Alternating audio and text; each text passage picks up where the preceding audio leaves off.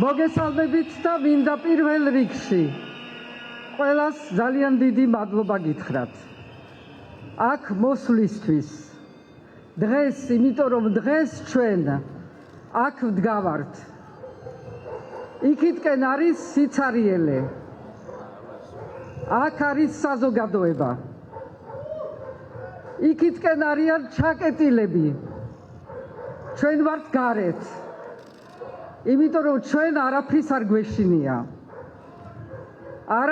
გვეშინია არც გისოსების აგერ არის გისოსები და არ გვეშინია მე მინდა თქვენ გითხრათ და თქვენ ჩაგაბაროთ ანგარიში 6 წლის წინ მე დავდები ფიცი კონსტიტუციაზე მაგრამ კიდევ უფრო ქვეყნის მიმართ ერთგულებაზე და თქვენს მიმართ ერთგულებაზე ამიტომ ვარ მე დღეს აქა და ეს ერთგულება არაფრით არ შეიცვლება მე ვიქნები სასახლეში თუ ვიქნები სასახლის გარეთ მე აქედან გამოვალ თქვენთან გამოვალ და თქვენთან ერთად ვიქნები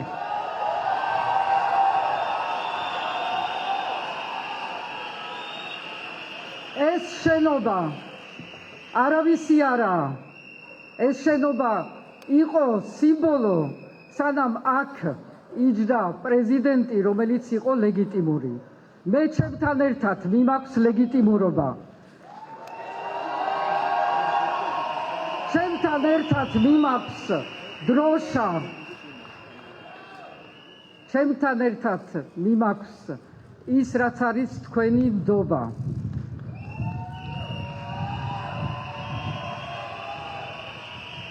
და ეს სასახლე უნდა დაუბრუნოთ ორბელიანებს მათი არის მათ წაართვეს და მათი იქნება მუდმივ და მე მინდა რომ ეხლა თქვენთან ერთად დავფიქრდეთ იმაზე თუ რას ნიშნავს ლეგიტიმურობა მოდის მხოლოდ ერთი წყაროდან და ეს წყარო ხართ თქვენ იქ სადაც ხალხის ნდობა არ არის იქ ლეგიტიმურობაც ვერ იქნება და მე ამიტომ გამოვალ თქვენთან და თქვენთან ვიქნები რატომ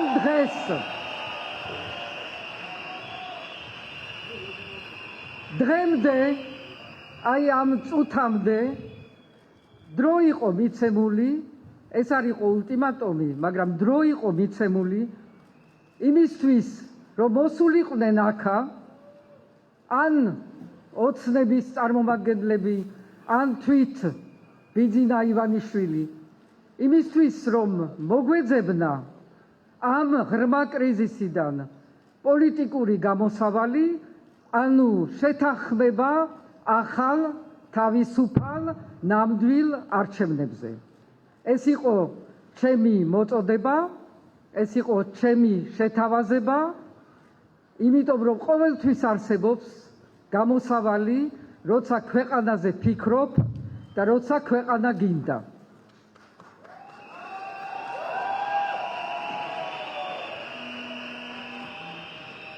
აქ არავინ მოსულა, თქვენს ხედავთ. არავინ მოსულა და პასუხი ამ შეთავაზებაზე რა იყო? პასუხი იყო მუქარა ჩემს მიმართ, რაც უშედეგო არის. პასუხი იყო ცინიზმი თქვენს მიმართ, რაზედაც ასევე ამას არანაირი შედეგი არასოდეს არ ექნება. პასუხი იყო რეპრესიები, ძალადობა. პასუხი იყო რეალურად ომი საკუთარ ხალხის წინააღმდეგ, საკუთარ ხალხის ნების წინააღმდეგ. და პასუხი არის დღეს ის პაროდია, რომელიც ეხლა ამ წუთებში საპარლამენტში ხდება. ეს არის ნამდვილი პაროდია და ამ სახელმწიფოს არ ეკადრება ასეთი პაროდიები.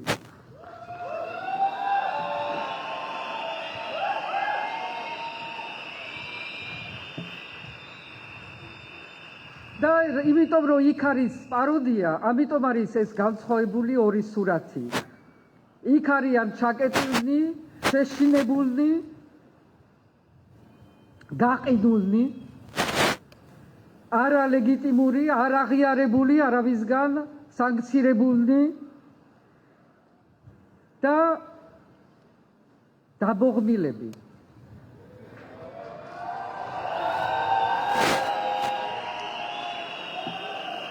ჩვენ ვართ ღია, თავისუფალნი, ლაღი, მშვიდნი, ძალიან მშვიდნი და ჩვენთან არის სიმართლე, იმიტომ ჩვენთან არის სიყვარული. ჩვენთან არის ქვეყნის სიყვარული და ჩვენთან არის რაც შეიძლება კიდევ უფრო მნიშვნელოვანი იყოს ერთმანეთის სიყვარული და ამიტომ არის რომ ჩვენ გავიმარჯვეთ.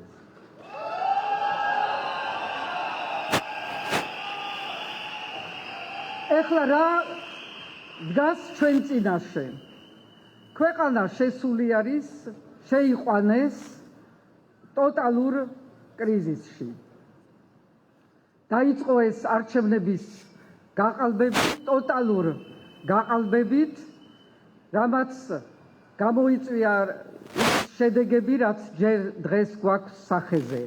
ის რომ არალეგიტიმურმა პრემიერმა, არალეგიტიმურმა პარლამენტმა, არაკონსტიტუციურმა კონსტიტუციის დარღვევით შექმნილმა პარლამენტმა და მის მიერ არჩეულმა პრემიერმა, de facto პრემიერმა მიიღო ისეთი გადაწყვეტილება, რომელიც ქართულ ისტორიაში მე მგონი არავის მიუღია, რომ მანდატის გარეშე, ხალხის გარეშე, ხალხის ნების საწინააღმდეგო, ქვეყნის ინტერესების საწინააღმდეგოდ გადაწყვიტა, რომ ეს ქვეყანა დაებრუნებინა იმ ქვეყნის ორბიტაში, რომელსაც გავეკეცით, რომლისგან განთავისუფლდით და რომლის მიმართ ბრძოლა იყო ქართული ისტორიული ბრძოლა. ამისი უფლება არავის არ აქვს არასოდეს, არ ქონდა არასოდეს და მით უმეტეს არა ლეგიტიმურ მთავრობას და პრემიერს და მმართველ პარტიას. ამიტომ ამის უფლება არ მიეცით თქვენ და დგახართ 31 დღე ხდება, დგახართ ამის საჩვენებლად, რომ ამას არ შეეგუებით, არ შევეგუებით, არ მივცემთ ამის უფლებას. ამას მოყვა და კრიზისი ამითი არის ტოტალური. ამას მოყვა ღება და დაშლა თვით ამ მმართველ პარტიაში, რასაც ხედავთ და უკვე ვგრძნობთ, რომ შიგნით შეიქმნა უნდობლობა მთავრობაში, ძალოვნებში და ეს მოვისმინეთ გუშინ თუ რა ხდება შიგნით, რომ არ შეიძლება რომ ჩვენი პოლიცია, რომელმაც ბევრი რამე გაიარა და ბევრი მოითმინა ალბათ, მაგრამ დღეს რამდენად ითმენს და მოითმენს, რომ კრიმინალური ვერტიკალი მართავდეს მას, ალბათ დიდხანს არა. ეს ღრმება ყველაფერს ეხება მთლიანად საზოგადოებას და ის, რაც გამოჩნდა ასევე, არის რომ დღეს ბიზნესიც გრძნობს, რომ ეს ქვეყანა ისეთ მიმართულებით მიდის, რომ თუნდაც ის ნაწილი ბიზნესის, რომელიც იყო აქამდე ლოიალური ხელისუფლების, როგორც ყოველთვის ხდება ასეთ ქვეყანაში, დღეს გრძნობს, რომ მისი მომავალიც ვერ იქნება ამ მმართველ პარტიის გვერდში. იქ აღარვინ არ დარჩა. რამდენი არიან იქ შიგნით? 100-მდე? 150? არ დავითვალოთ, ჩვენ არ გვჭირდება დათვლა. ჩვენ არ ვითვლით. იმიტომ რომ ვართ ბევრი.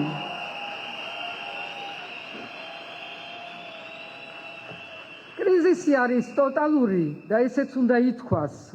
იმიტომ რომ ამ მართლმა პარტიამ, რომელიც გველაპარაკებოდა მშვიდობაზე და ომი დაუწყო თავის ხალხს, არა მხოლოდ ომი დაუწყო, არამედ ყველა წერტილი, რაც შეიძლება ყოფილიყო ერთობის, გაერთიანების, ყველაფერი ჩამოშალა. სპორტი, კულტურა და ეკლესია. ყველაფერი დაყო და გაყო.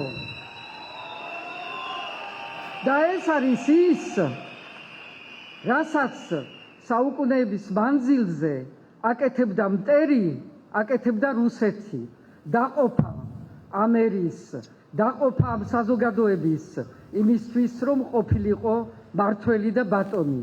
ამიტომ არის ქართული ოცნება რუსული ტრაგედია.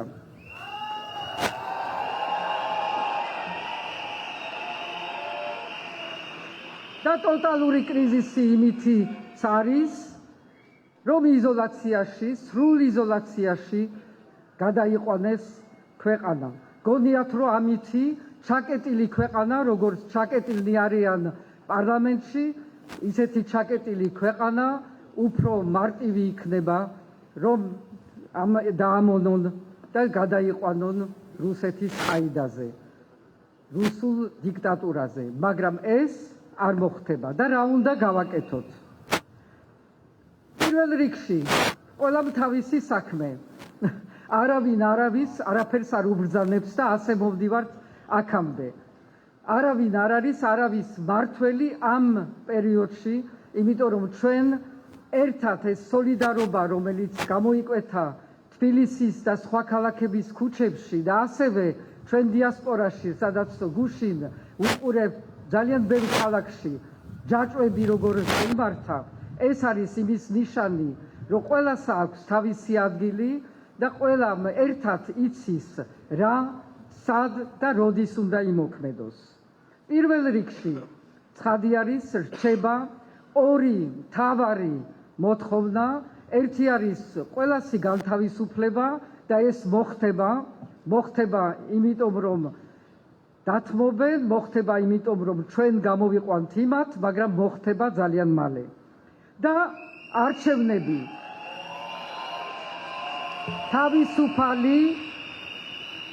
თავისუფალ გარემოში ჩატარებული არჩევნები.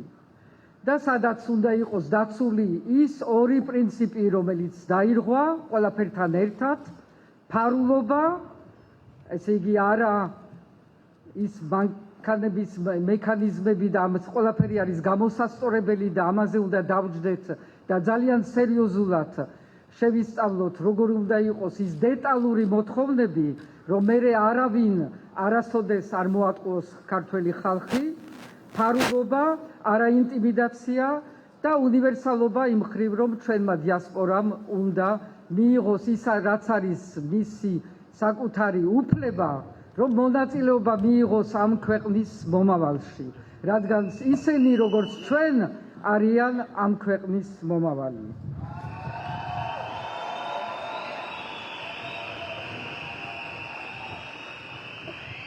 ამ კონკრეტულ არჩევნებისთვის პირობების შექმნას და დეტალურად ამისი დოკუმენტულად დადებას ამაზე ვიმუშავებ მე ყველასთან ერთად, ვინც ამ საქმეში იყო და არის ჩართული.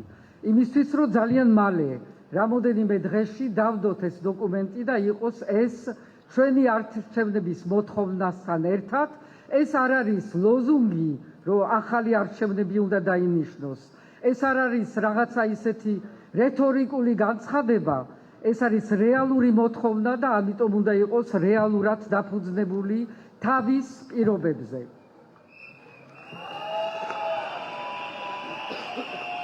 მეორე არის, ეს არჩევნები ჩატარდება, სხვა გზა არ არის და ეს არის ყველა შემთხვევაში და ყველა ასეთ ქვეყნის, ასეთი კრიზისის შემდგომ ერთადერთი გამოსავალი.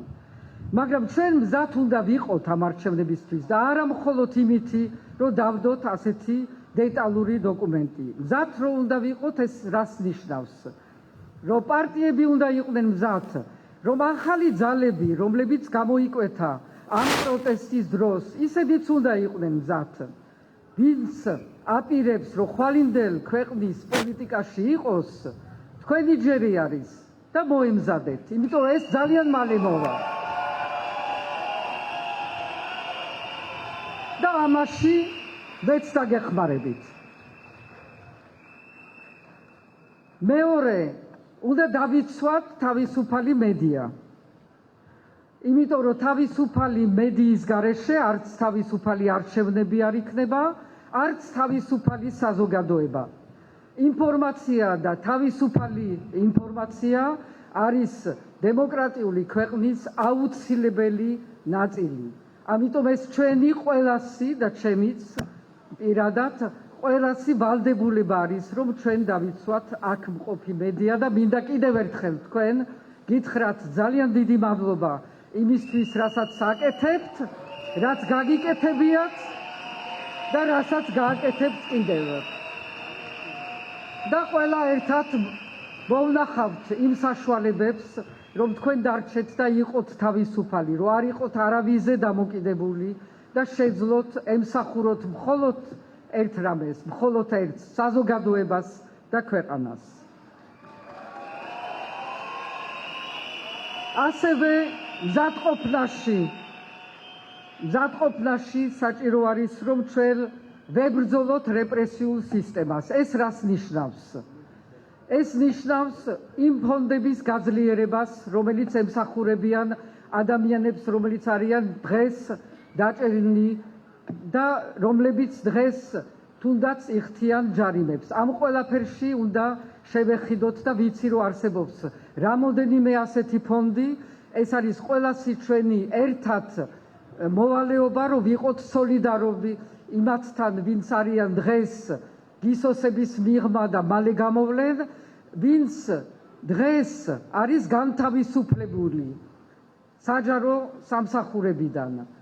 ესენი არიან ჩვენი საზოგადოების ყველაზე საჭირო ნაწილი, იმიტომ რომ სახელმწიფო მათზე არის დამოკიდებული და ხვალინდელი სახელმწიფო მათზე იქნება აშენებული და ვინც დღეს ამათ ანთავისუფლებს, არ იცის რა საგანძურს ტოვებს გარეთ, იცის რომ ესენი არიან თავისუფალი ადამიანები, რომ გააპროტესტეს, რომ არ ეშინოდათ და გონიათ, რომ ასეთი ადამიანები არ ჭირდებათ და ამ ადამიანების ეშინიათ.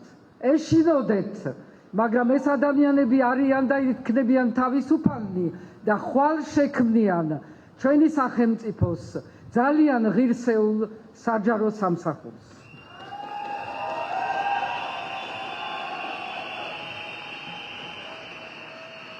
ამ ყველაფერს სჭირდება იურიდიული დახმარება, იურისტები, ადვოკატები, ესენიც არიან ჩვენი საზოგადოების და ჩვენი მოქალაქეებთან სოლიდარები და მათაც უნდა დავეხმაროთ, რომ ეს მათი პასუხისგებლობა ბოლომდე შეასრულონ და ჩვენ უნდა ვიყნოთ ყველანი ერთად და ერთად გავაკეთოთ ეს საქმე.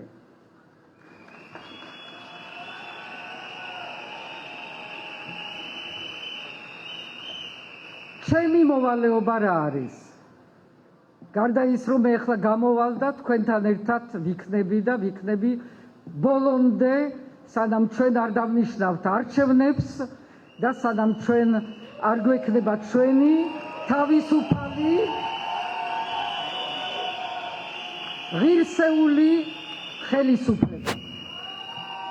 ამისთვის მე არა მხოლოდ გამოვალ და ეხლა ყველას მადლობას გეტყვით, მაგრამ მე დავიწყებ მასშტაბურ შეხვედრებს საზოგადოების სხვადასხვა სეგმენტებთან, ბიზნესთან, რომელთანაც აუცილებელი არის, რომ მქონდეს ურთიერთობა და ერთად გავიგოთ, როგორ უნდა ამ ქვეყანას გადავატანინოთ ის, რაც არის უმძიმესი ეკონომიკური და ფინანსური კრიზისი, რომელიც შეიქმნა ამ მართველი გუნდის გამო, მათი დასანქცირების გამო, მათი ამ ყველაფერი უგუნური ნაბიჯების გამო. ქვეყანა უნდა გადავარჩინოთ და უნდა გადავარჩინოთ ერთად და უნდა ვიფიქროთ ამ გზებზე. შევხვდები საჯარო მოხელეებს, რომ მათთან ერთად გავიაზროთ ასევე მათი მდგომარეობა. ეხლა ვთქვი, რომ ესენი იქნებიან ხვალინდელი სახელმწიფოს საყრდენი, ერთად უნდა დავდგეთ და ერთად უნდა მოვიფიქროთ, როგორ გავატაროთ ეს დღეები, თუ კვირები, თუ შეიძლება 1-2 რამოდენიმე თვე მათთან ერთად და გავატარებინოთ მათ, ისე რომ მათი ოჯახებიც იყვნენ დაცული.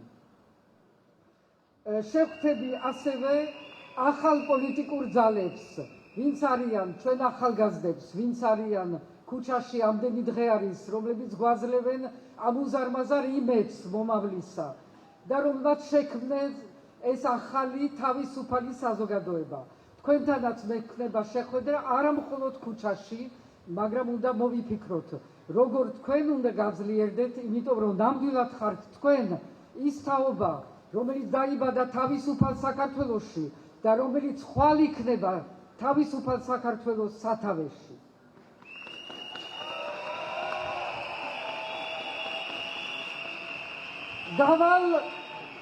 გავალ რეგიონებში. უნდა შევხვდე იქა ადგილზე სხვადასხვა ქალაქებში იმ ადამიანებს, რომლებიც იქიდან აპროტესტებენ და იქიდან იცავენ ქვეყანას. ბათუმში, ქუთაისში, სადაც შევძლებ ამ დღეებში და ამ ტურებში გავალ და იქაც ვიქნები, ეხლა ტელევიზიებიდან გელაპარაკებით, მაგრამ ვიქნები თქვენთან ერთად. გავალ უცხოეთში და დაბრუნდები უცხოეთიდან. და უკვე მაქვს არაერთი შეთავაზება ოფიციალური ვიზიტების, რომელსაც გავაგრძელებ თქვენი სახელით, იმისთვის რომ გარეთ იქ იმ ჩვენ პარტნიორ ქვეყნებში იყოთ წარმოდგენილი, იცოდნენ რა გიჭირთ დღეს და რა იქნება თქვენი ხვალინდელი გამარჯვება. ამ ყველაფრისთვის მე ვარ მზად, რომ ბოლომდე გამოვყვეთ. ეს ბოლო მე დამწუნებული ვარ, ძალიან ახლოს არის, მაგრამ უნდა გაუძლოთ, უნდა გავაგრძელოთ. არ არსებობს აქ არც ახალი წელი, არც ახალი წლის მერე რაღაც დღეები. ენერგია გვაქვს ძალიან დიდი, იმიტომ რომ ეს არის სიყვარულის, მშვიდობის და მომავლის ენერგია. მე კიდევ ერთი რამე უნდა გითხრათ.